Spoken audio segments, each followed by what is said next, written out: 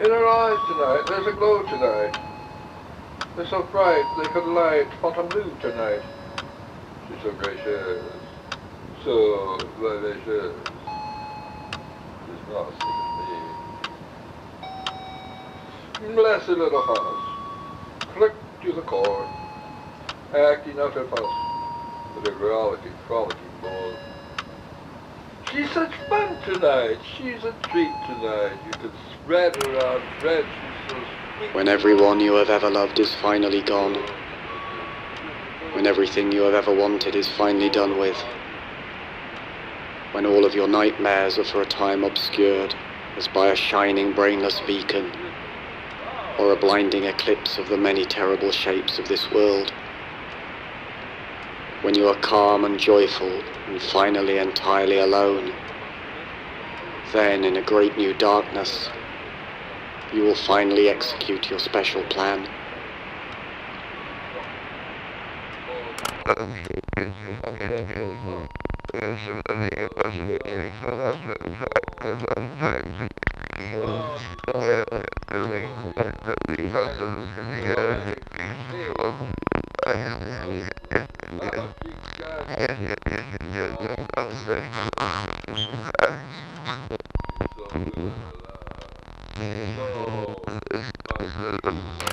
One needs to have a plan, someone said, who was turned away into the shadows, and who I had believed was sleeping or dead.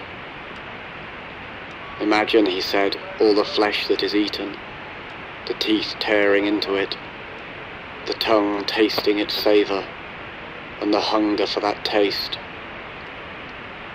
Now take away that flesh, he said. Take away the teeth and the tongue, the taste and the hunger. Take away everything as it is. That was my plan, my own special plan for this world. I listened to these words, and yet I did not wonder if this creature whom I had thought sleeping or dead would ever approach his vision, even in his deepest dreams, or his most lasting death. Because I had heard of such plans, such visions, and I knew they did not see far enough.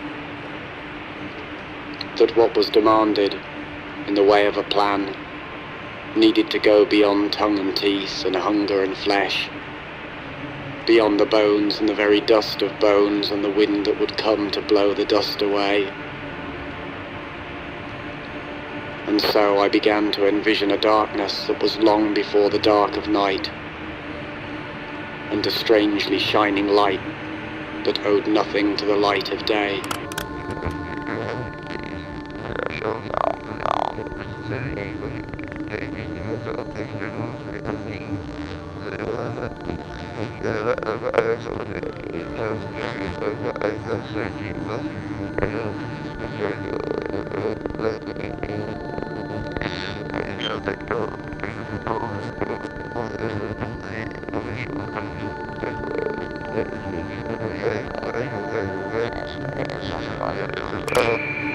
That day may seem like other days. Once more we feel the tiny-legged trepidations. Once more we are mangled by a great grinding fear. But that day will have no others after. No more worlds like this will follow. Because I have a plan. A very special plan. No more worlds like this. No more days like that.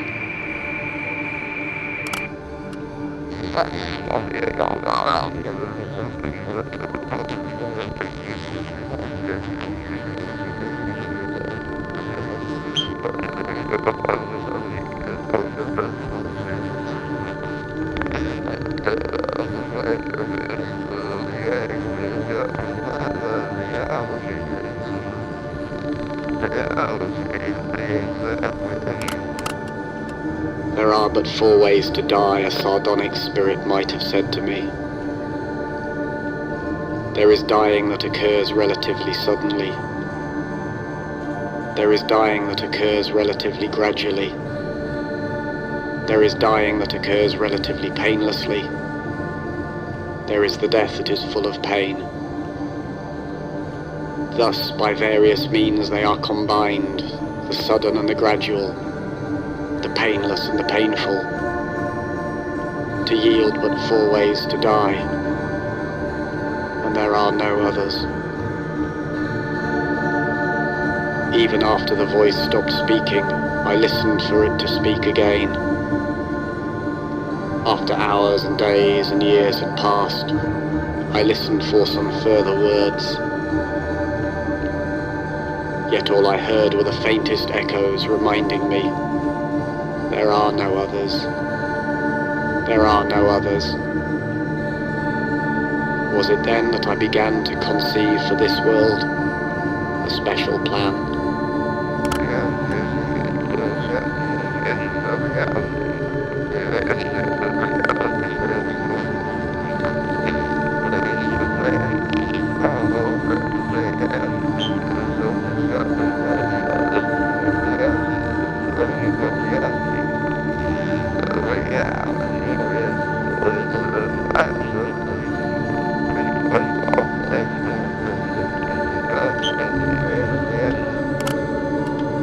There are no means for escaping this world. It penetrates even into your sleep, and is its substance. You are caught in your own dreaming, where there is no space, and are held forever where there is no time. You can do nothing you are not told to do. There is no hope for escape from this dream that was never yours. The very words you speak are only its very words, and you talk like a traitor under its incessant torture.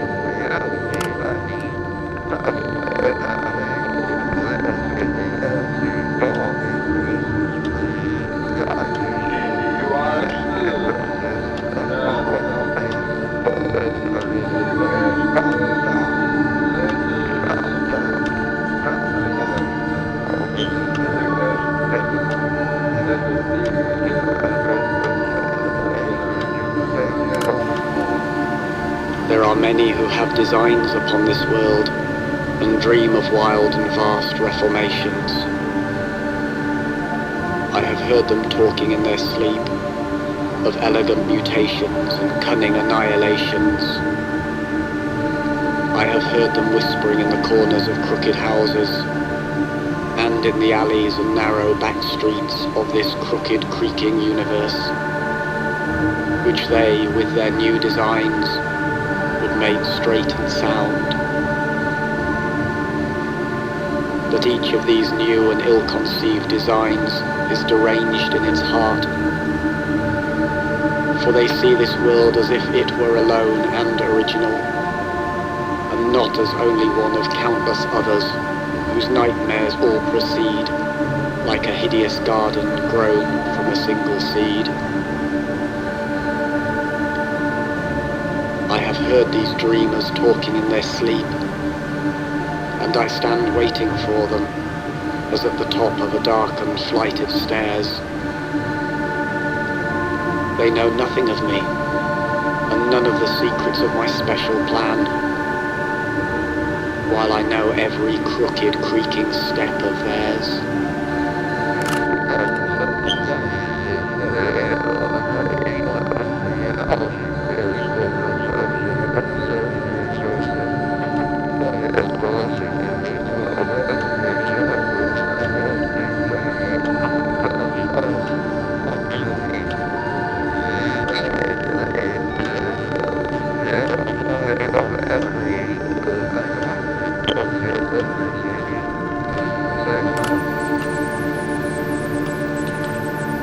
It was the voice of someone who was waiting in the shadows, who was looking at the moon and waiting for me to turn the corner and enter a narrow street and stand with him in the dull glaze of moonlight.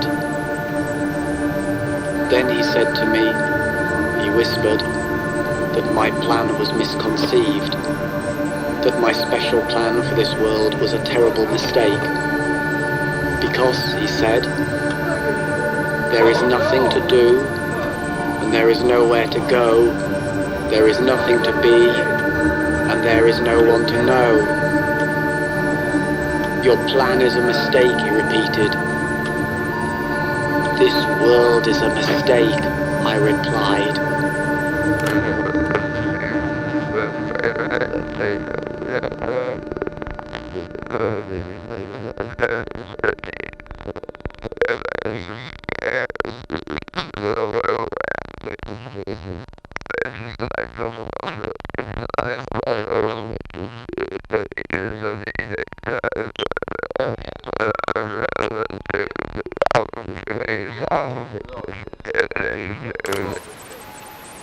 The children always followed him when they saw him hopping by. A funny walk, a funny man, a funny, funny, funny man. He made them laugh sometimes. He made them laugh, oh yes he did, he did, he did, he did, he did. Oh how he made them roll. One day he took them to a place he knew, a special place, and told them things about this world, this funny, funny, funny world, which made them laugh sometimes. He made them laugh, oh yes he did, he did, he did, he did, he did. Oh how he made them roll. Then the funny little man who made them laugh, sometimes he did, revealed to them his special plan, his very special funny plan, knowing they would understand and maybe laugh sometimes. He made them laugh, oh yes he did, he did, he did, he did, he did. Their eyes grew wide beneath their lids, and how he made them roll.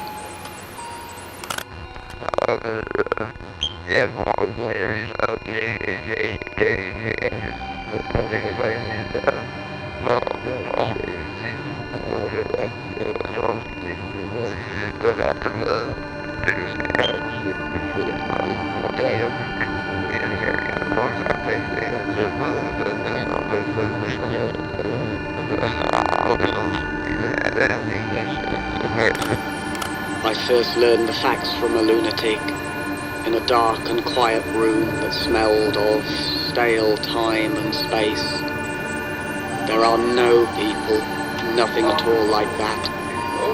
The human phenomenon is but the sum of densely coiled layers of illusion, each of which winds itself upon the supreme insanity that there are persons of any kind, when all there can be is mindless mirrors, laughing and screaming as they parade about in an endless dream. But when I asked the lunatic what it was that saw itself within these mirrors as they marched endlessly in stale time and space, he only rocked and smiled. Then he laughed and screamed, and in his black and empty eyes I saw for a moment, as in a mirror, a formless shade of divinity in flight from its stale infinity of time and space and the worst of all of this world's dreams, my special plan for the laughter and the screams.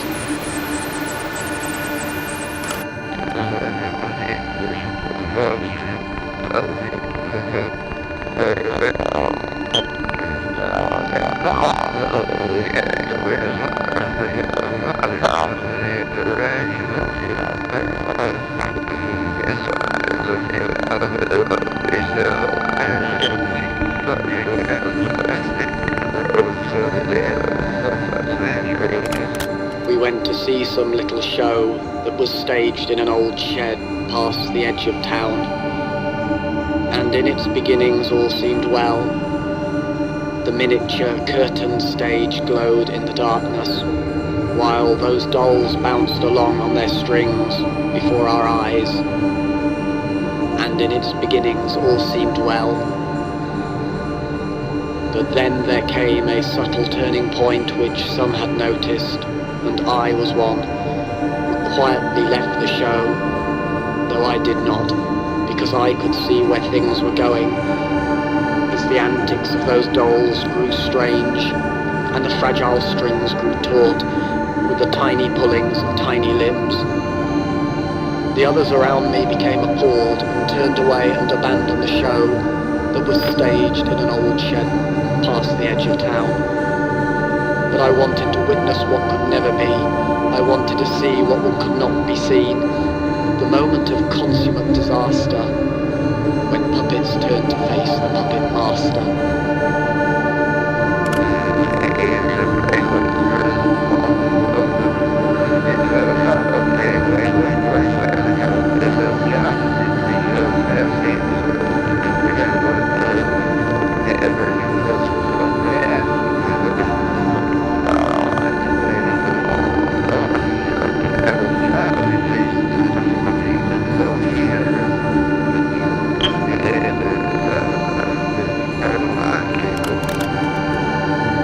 Twilight, and I stood in the greyish haze of a vast, empty building, when the silence was enriched by a reverberant voice.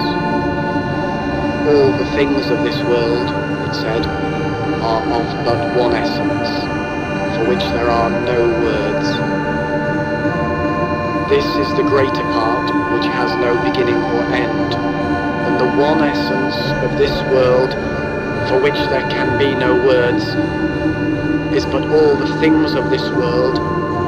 This is the lesser part which had a beginning and shall have an end, and for which words were conceived solely to speak of. The tiny broken beings of this world, it said, the beginnings and endings of this world, it said, for which words were conceived solely to speak of. Now remove these words, and what remains, it asked me, as I stood in the twilight of that vast empty building, but I did not answer. The question echoed over and over, but I remained silent until the echoes died, and as twilight passed into evening, I felt my special plan, for which there are no words, moving towards a greater darkness.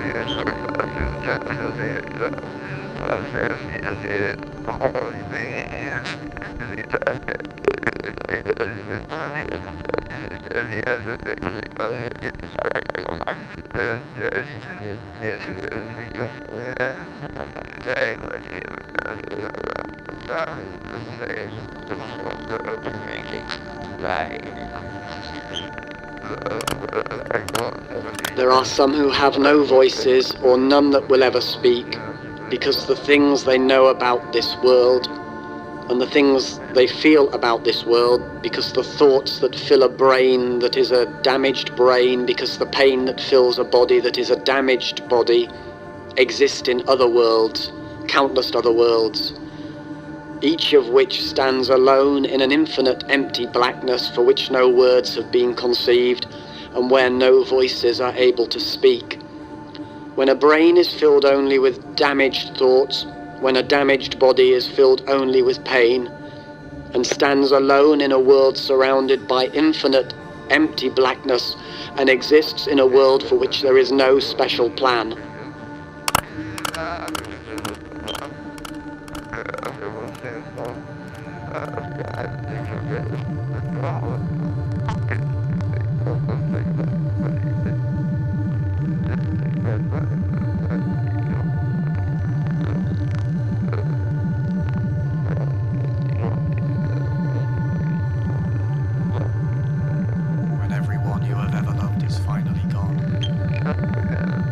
When everyone you have ever loved is finally gone, when everything you have ever wanted is finally done with, when all of your nightmares are for a time obscured as by a shining brainless beacon or a blinding eclipse of the many terrible shapes of this world, when you are calm and joyful and finally entirely entirely alone, then in a great new darkness, you will finally execute your special plan.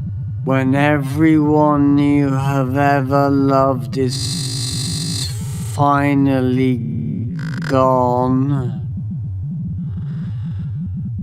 when everything you have ever wanted is finally done with, when all of your nightmares